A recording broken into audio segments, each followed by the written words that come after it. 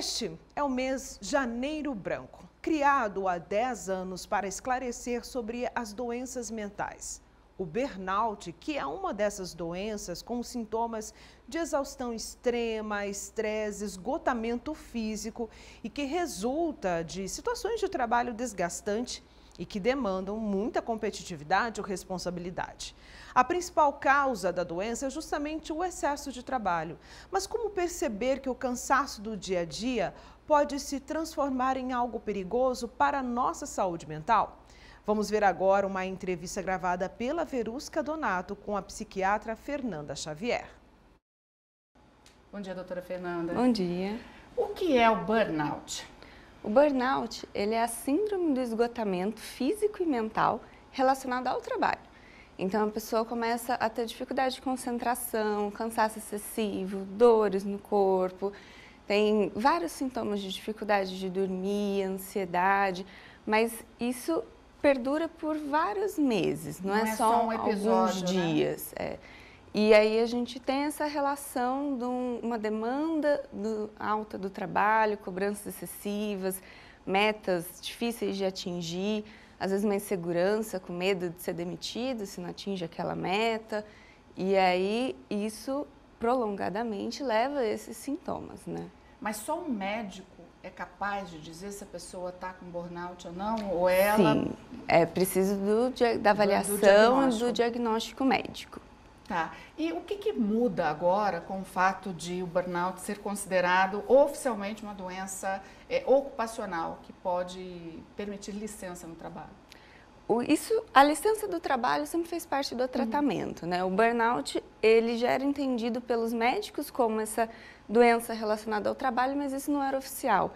Não tinha nenhum documento que mostrasse. A gente era vigiado pelo CID-10, que era bem inespecífico. A partir do ano passado, na CID-11, a OMS já reconheceu a síndrome do burnout, propriamente dita, e essa relação com o trabalho. E aí, em novembro, o Ministério da Saúde colocou tanto burnout quanto ansiedade e depressão como doenças ocupacionais. Então, com isso, fica mais fácil de fazer relação com o trabalho e aumenta a parcela de responsabilidade das empresas. Quer dizer, é uma doença do trabalho.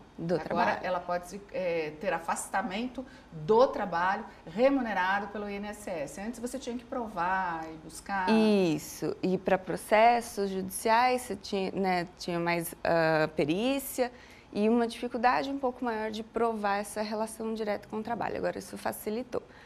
E aí as empresas elas têm que ficar mais atentas a essa saúde do trabalhador. A saúde do trabalhador. O que as empresas podem fazer, doutora? A senhora que trabalha, você, né? Você é tão jovem, mas você que trabalha diretamente ligada à saúde mental dos trabalhadores, o que pode ser feito quando o trabalhador começar a demonstrar algum esgotamento, ou até antes disso, né? Eu acho que uma medida muito importante é a empresa estar atenta às demandas do trabalhador, né? Aquelas metas que ninguém alcança, tem que serem revistas, né? Às vezes, a atitude de algum funcionário que tem um cargo de chefia, um cargo de gerência, e aí não tem exatamente um treinamento de como lidar com pessoas, podem ter atitudes mais abusivas, e aí isso é responsabilidade da empresa. Então, um treinamento desses profissionais, desses líderes é importante. Diminuir o preconceito, porque em muitas empresas, quem busca um tratamento é visto como fraco. Alguém que não conseguiu lidar com a demanda, e isso as empresas podem incentivar os projetos de políticas que já existem, né, de incentivo à saúde mental e combater o preconceito dentro da própria empresa. Sabe o que eu percebo também? Que a empresa costuma tornar tudo coletivo. Quando você cria alguma ação ou quando você cria alguma meta para ser batida, é sempre pensando naquele grupo e nunca no indivíduo, né? Indivíduos são diferentes. Às vezes alguém que vai ter uma doença mental, o outro, para ele, passa batido, de boa. Você acha que essa individualização no trabalho, enxergar cada trabalhador como um indivíduo, pode ajudar as empresas também? Exato, porque é a soma, que é o que a medicina faz, né? É o excesso de demanda do trabalho com algumas características de personalidade, pessoas mais ansiosas, personalidades mais rígidas, que se cobram muito, têm dificuldade de lidar com a crítica.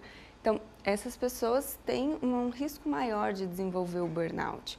E aí a empresa ficar atenta a isso, porque não basta simplesmente pagar hora extra, né? Um bom funcionário que trabalha bastante, paga hora extra. Não, tem que estar atento a esse funcionário que está que está fazendo muitas horas extras, né? Por que que ele tem essa demanda? E isso pode gerar um burnout. Acho que é importante sim esse olhar individual e não um preconceito. Pequenas ações, por exemplo, como ginástica laboral, uma conversa com o chefe regularmente, uma vez por mês. Esse tipo de ação resolve, doutora? Às vezes que conversar já dá uma sobrevida. Um feedback, né, bilateral, a empresa tem o feedback do trabalhador, o trabalhador também dá o feedback ali da empresa, o que ele acha que pode auxiliar no dia a dia dele. E pausas, né, pausas regulares, a gente vê na área da saúde, isso acontece bastante, do profissional não dar pausa necessária entre um plantão e outro. Não tirar nem férias, né? Tem profissional que não tira nem férias. Isso, as férias. Então, ficar atento a essas pausas, as férias regulares, né? Não simplesmente comprar férias do trabalhador, ele realmente tirar essas férias. Tá bom, doutora. Muito obrigada pela sua entrevista. Um bom dia.